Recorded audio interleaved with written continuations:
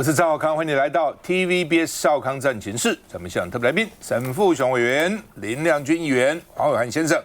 刘永平前副市长、陈凤馨小姐。川普哇，好大喜功哦，他把国防部改成战争部哦，国防部是比较守嘛、防嘛，战争部是攻嘛哈。那他现在打造川普级的战舰，而且还亲自去设计，他现在很有时间哈。每天我看他忙得要死哈。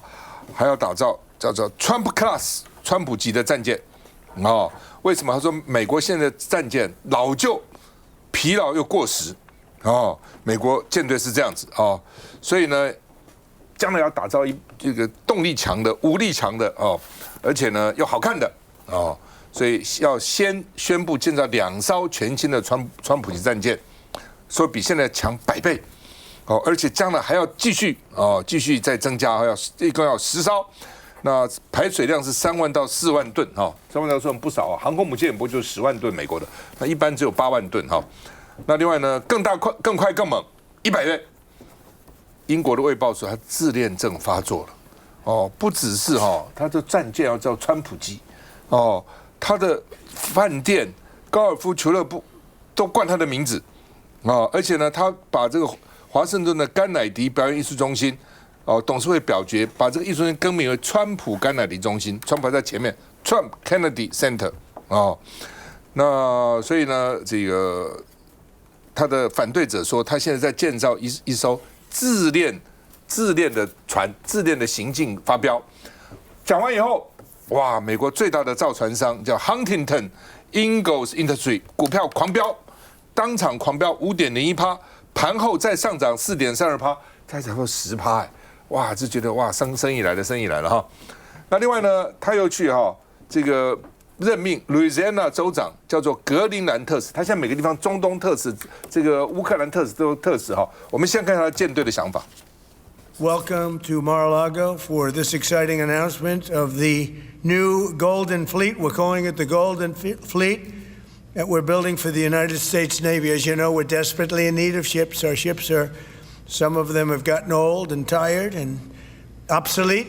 and we're going to go the exact opposite direction. Each one of these will be the largest battleship in the history of our country, the largest battleship in the history of the world ever built. And again, it's 100 times more powerful than the previous Iowa class. It's called. In terms of the mission, do you see it as a counter to China?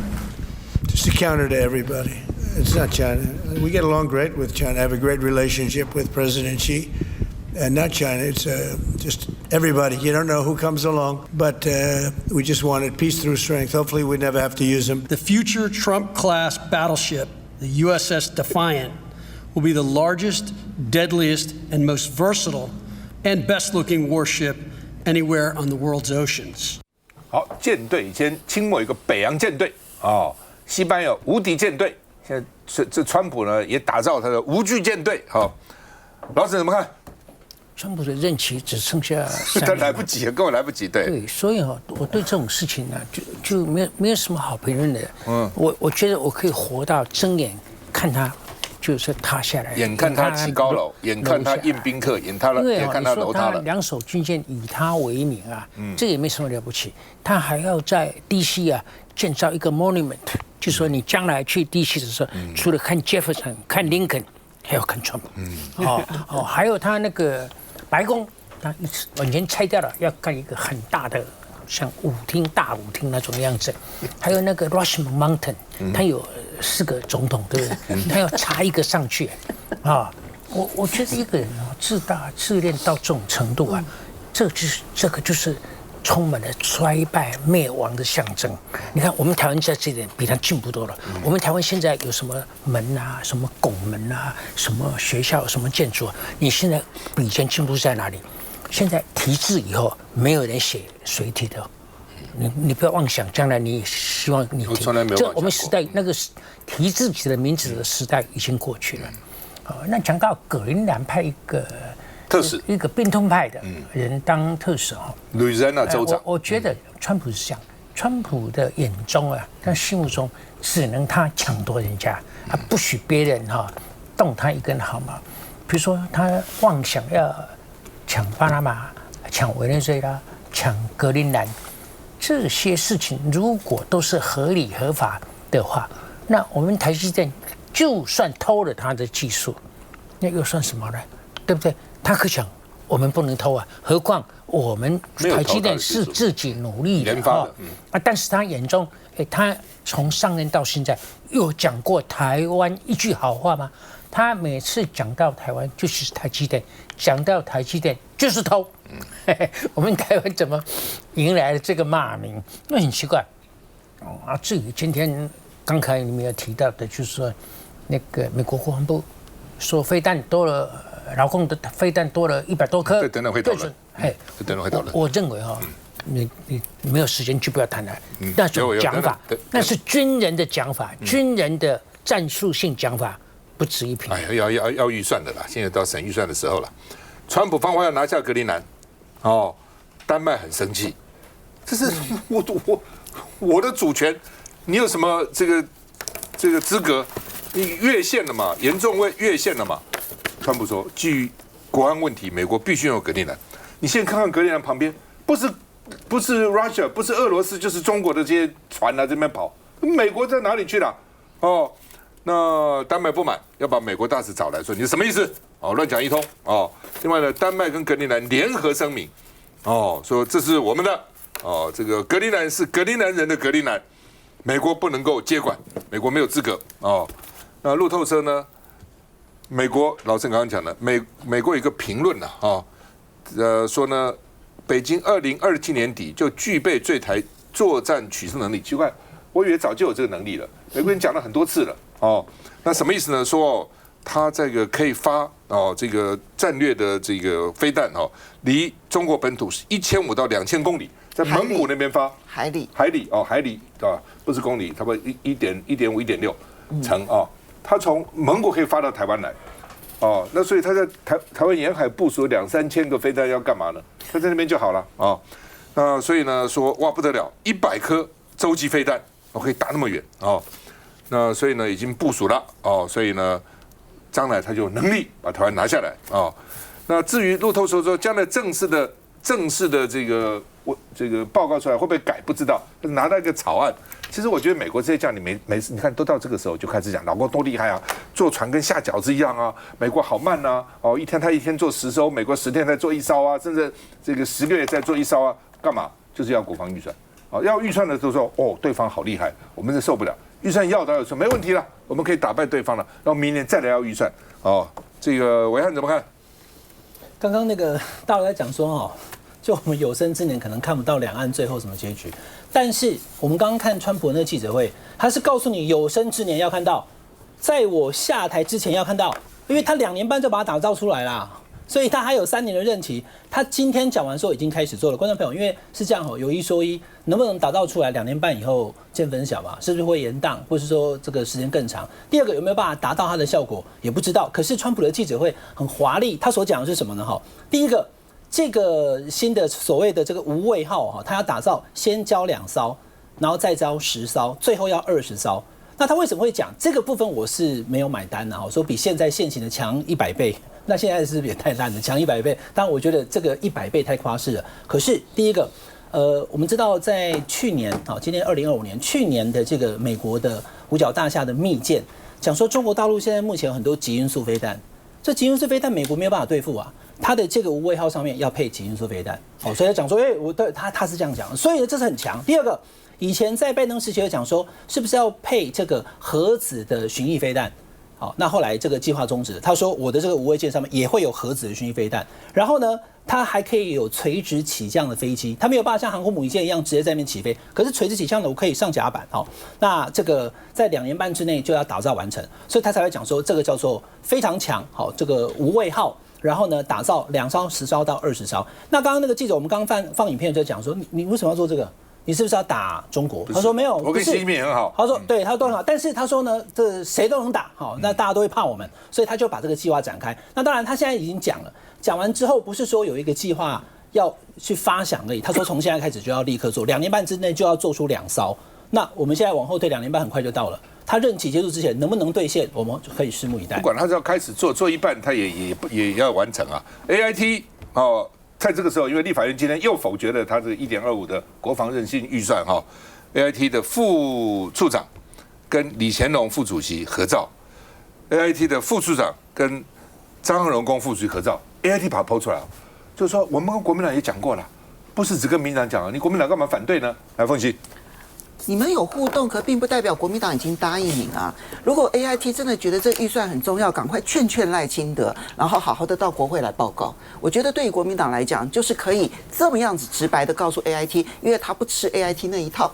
是 AIT 自己 po 这个文呢，并不是说国民党 po 这个文好像要去贴 AIT 哦，所以我觉得，那么要不要听 AIT 当 AIT 的龟孙子这件事情，每一个政党可以有每一个政党的选择。但是我们现在回到，就是从格陵兰一直到川普所打造的无畏号，哈。那么我先讲说，你们要回到那个 NSS， 就是美国国家安全战略报告那个报告当中，再看到了 Rubio 上个礼拜的时候他开的记者会，如果你仔细对照，你就会发现，对于川普来说，他所有的战略战术的重心点在西半球，或者我们更精准的说，北从格陵兰南到智利的整个美洲都是他的势力范围，你们通通都不要想介入。所以呢，格陵兰是我的，巴拿马是我的，加拿大也应该是我的，那么墨西哥湾就应该变成是美国湾，委内瑞拉应该是我的，委内瑞拉也应该是我的，明年哥伦比亚你等着看也会是我的，明年古巴选举也会是我的，智利选举你看极右派的当选了吧，也是我的。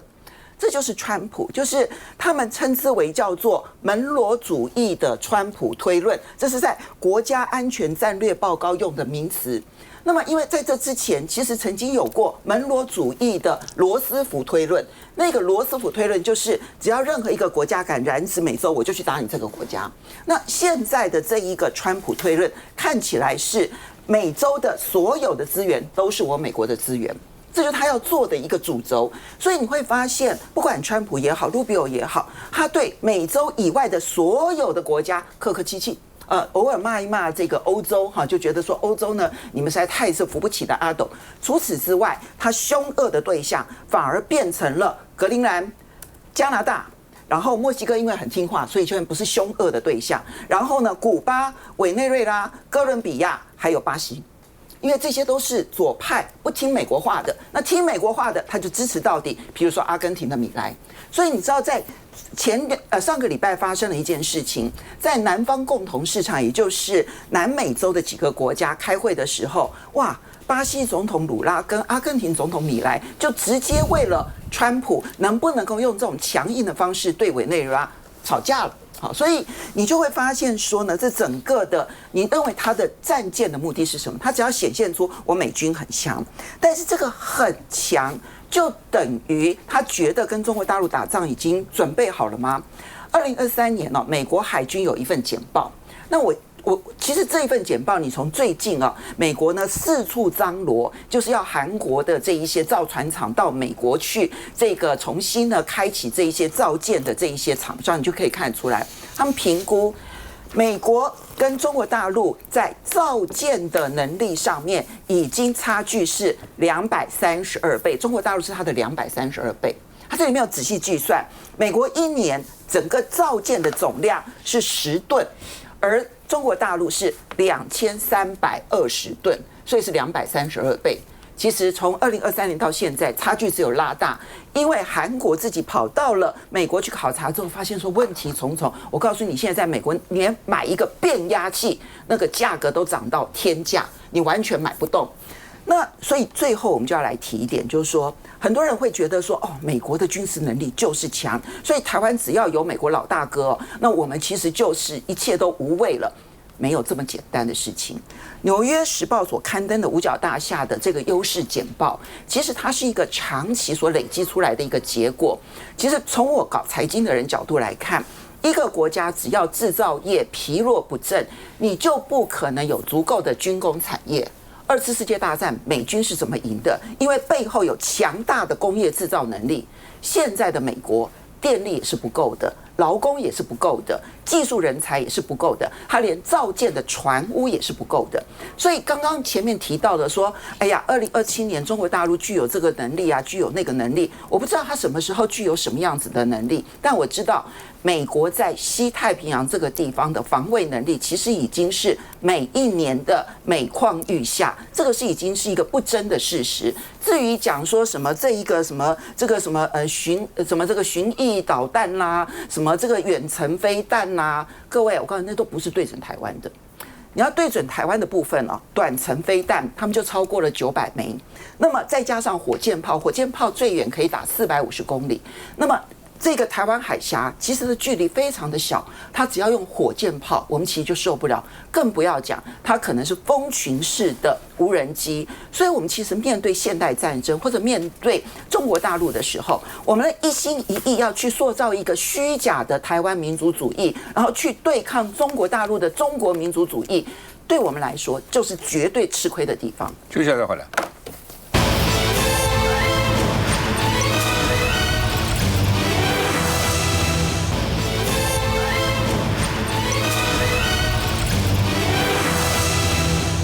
这个张文哦，现在一堆专家哦在研究，说他干嘛这样？哦，事前为什么都不知道？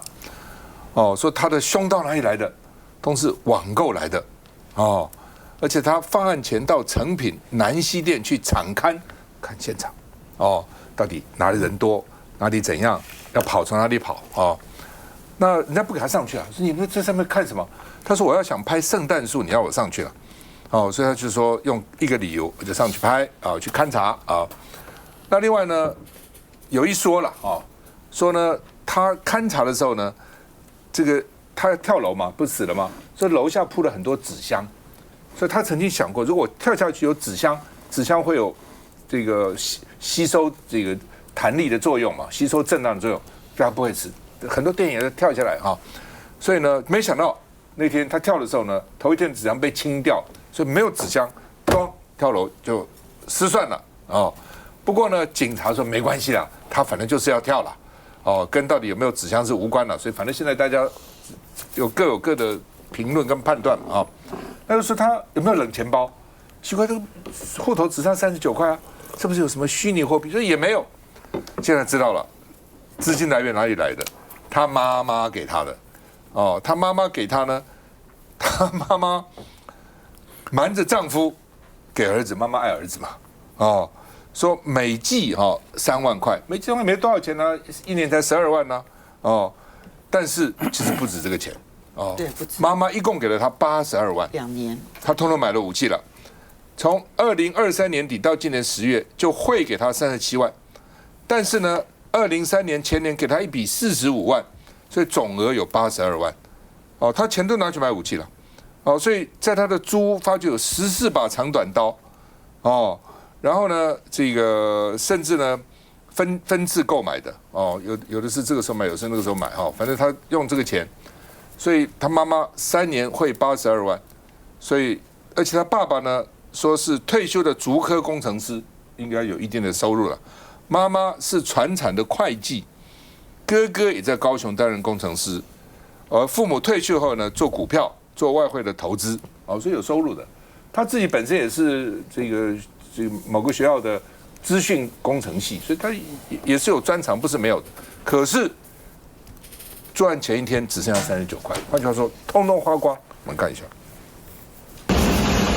诚品南西店服务台前，一名头戴鸭舌帽、背着侧背包、左手提着纸袋、脚步从容的男子，他就是张文。犯案前一天，12月18号，特别到服务台咨询客服，希望能上到5楼去。18点47分到诚品南西店5A 的夹层，去探看5A 夹层到顶楼的楼梯的状况。那也发现张姓的嫌犯在勘查的过程当中。有跟诚品南西店的服务人员，希望说能够到顶楼，去查看。张文谎称自己是想从顶楼看圣诞树，还好当下客服人员觉得不对劲，就已婉拒。不过透过监视器画面可以看到，张文事后仍在百货公司5楼来来回回，一下快步走，一下又突然停留。当下周遭还有不少民众从他身旁擦肩而过，一般人看来只会觉得他在找人，但他其实已在脑海中不断盘算着伤人计划以及伤人后如何撤离。回顾张文犯案步骤，先是纵火制造混乱，再选择通道多的北车丢信号弹，方便自己撤离，不选路面，或许也是因为北车内监视器管理单位多，有台铁、高铁、捷运等。若是在地面上的监视器，警方系统就能更快追踪。途中更2度变换交通工具，5度变装，疑似还知道警方何时交班巡签，挑这时间下手，种种迹象再显现张文计划多精密。在台北市闹区犯下随机杀人案，嫌犯张文原本在19号犯案前呢，是想透过订房网站想入住诚品南西店对面的商旅，但疑似是刷卡失败的原因，所以他改由以现金的方式亲自到场来订购17号到20号入住。预定单人房一间1800元，总共住3天，5400元。房内画面也曝光，只有简单陈设，关键的平板及汽油弹丢床上，桌上不只有刀，也有布胶带用来贴刀柄，疑似就在这进行计划。只是他也有在北车附近租房，当初跟房东说自己从中部北上要来补习，1个月15000元左右，租1年多，都以汇款方式，从未拖欠房租。只是明明1年没收入，这些钱从哪来？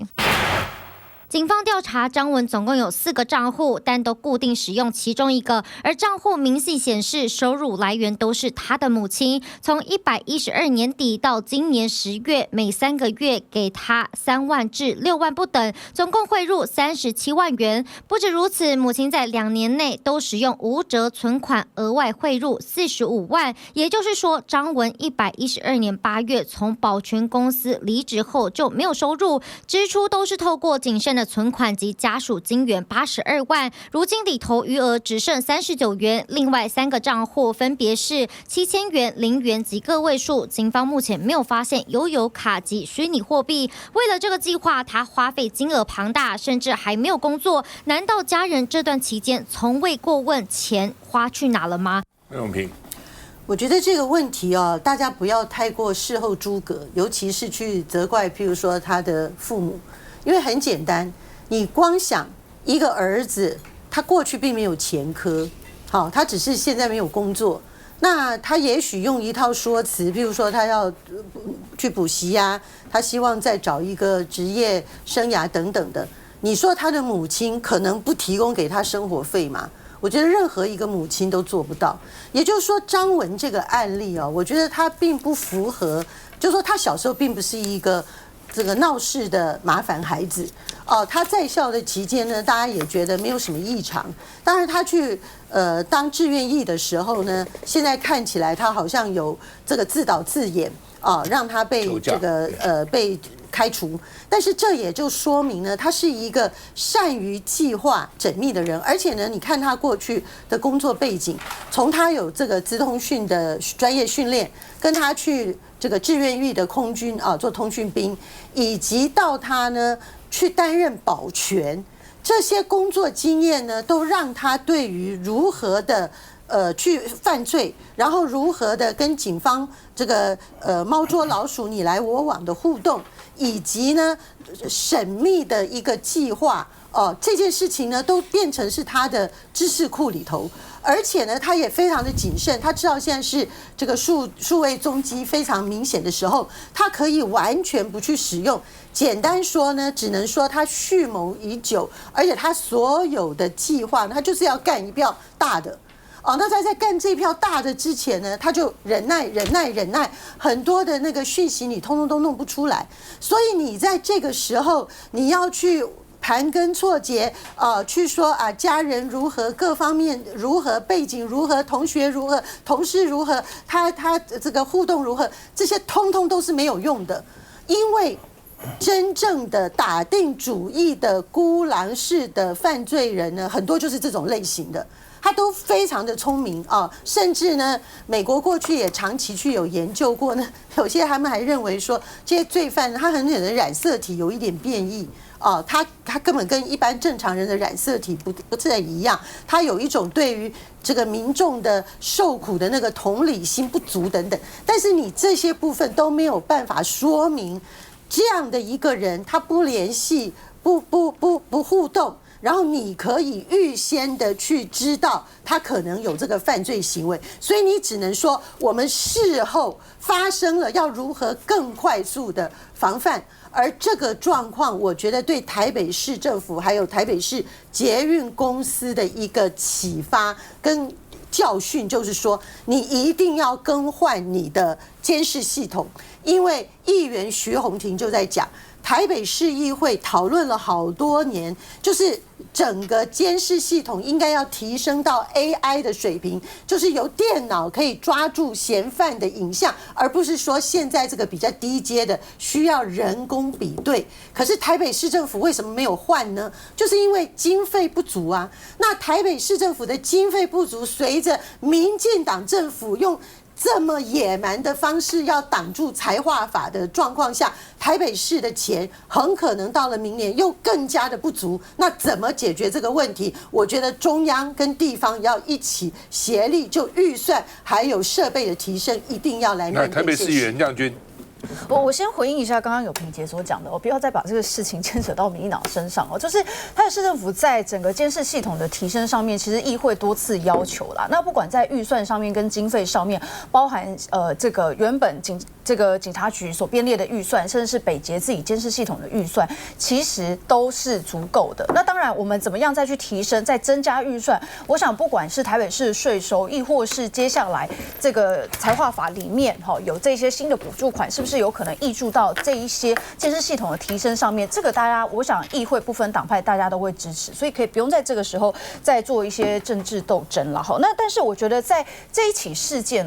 我觉得也趁这个机会跟大家讲，第一个是，其实我真的不想要提这个暴徒的名字因为我觉得他不应该是被记住的人那真正该被记住的，我想是在当下见义勇为然后试图去阻止这个暴徒行动的，包含瑜伽场先生，然后以及在现场有非常多的不管是店员也好、民众也好，呼吁大家疏散到安全的地方。那这整起事件其实点出一个非常重要的几个问题。第一个就是说，现在当然被揭露说北捷的监视系统里面看起来这个磁碟区有所损坏。那当然，现在北捷的说法是说其他因为我们监视器很多，所以坏几个其实还是能够找得到犯嫌但是问题是，这仍然会让大家有所疑虑毕竟每一个监视器它所拍摄的角度，会不会也因为这些磁碟区在未来倘若有其他案件发生的话，会有死角？所以我想在这个部分北捷应该要全面的针对这一些备援系统以及磁碟区这个损坏的部分，是不是在当下有警示，以及过去到现在所有的这些维护的过程当中，是不是有所疏漏？再来，真的是我还是要帮这个我们所有台北市的员警讲几句话因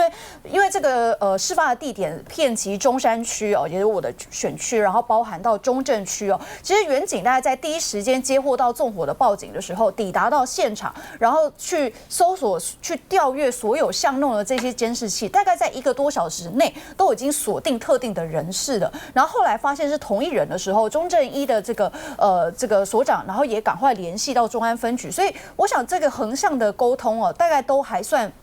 大家非常的清楚。可是问题是说，接下来要检讨的是，其实我们很多的员警到了现场，大家有看到那个影像，就是说我们的员警他可能手上只有警棍，他的装备并没有非常的齐全。那在当下我们所接收到的讯息，是不是说员警接收到知不知道这个嫌犯手上有持刀呢？那如果有持刀的话，那我们现在这些员警到现场，他身上的装备足不足够呢？如果让我们的员警是只有警棍到现场的话，那其实也会让员警身陷危险那所以我觉得，不管是在整个大众运输的安全网，亦或是在员警上面的这些装备以及横向联系的强化，是现在在这一起事件之后，大家应该不管中央跟地方，大家都应该来重新来去思考，因为